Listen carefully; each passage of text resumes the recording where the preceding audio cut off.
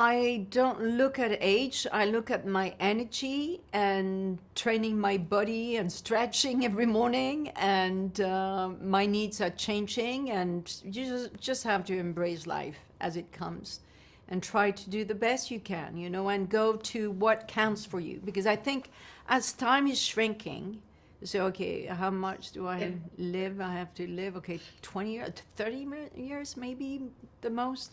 So you're thinking, so what do I need? What do I want? What do I want to, you know, give? And so it becomes, your values are being more specifics. And so it's a time of conclusion, even though well, you don't know, because maybe I die tomorrow and that's the way it is. But, and that's why in a way I love being in the present more than trying to put myself too much in future or being in the past. I think present is so important in what you're doing in the moment. And so, and I think we here on earth to transform. Yeah, absolutely. And to grow and do something beautiful. And what you do with your art. I mean, I just said, you know, it's so crazy. And I wanted to hate Coco in the movie, in the series, right? But I couldn't, because you played her so nuanced that I always find a way to feel sympathy and empathy for her. Did you have that? I mean, you were in this character, you were breathing it. Did you have exactly the same feelings? You know, I think what's important is to understand why a person is doing this or that and how it comes about. It's more interesting than just judging from outside. And when I read books, you know, I was surprised that sometimes it was underlined to try and darken her character and make her the bad, you know, a terrible, terrible monster. And in other books, she was enhanced and put like an icon and not talking about the shadows. And so, you know, how do I reconcile those 2 points of view?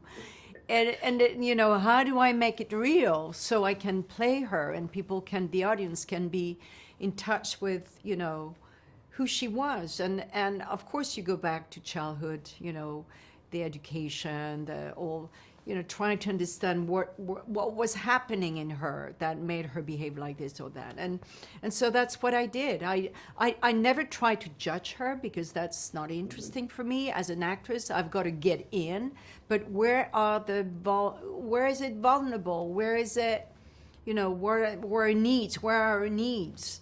And why does she need to make, you know, so many garments and jewels in order to cover the little girl who was very poor and who had the most horrible childhood? And so suddenly you understand the needs of everything, and the need of surviving, the need of keeping the family, because the whole family was scattered. So it was an interesting, you know, emotional and psychological work, but also spiritual, because you don't want to bury people. I want the audience to understand her. Also, she came, you know, when you see the comparison between Dior and Chanel, Dior came from a very wealthy family, and yet they wanted him to be a diplomat. He didn't want to be a diplomat. He didn't know what he wanted to be exactly. He went into architecture. Then, you know, he felt like fine arts was the place where he would belong.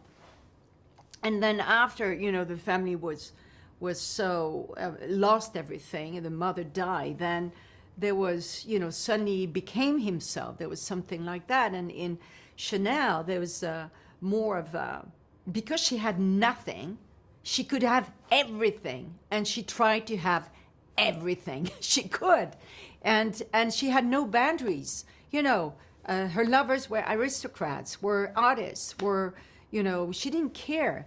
And we're Germans, you know, and spy. And that was, you know, for her, she was entitled to live and be free and survive. That was the game for her.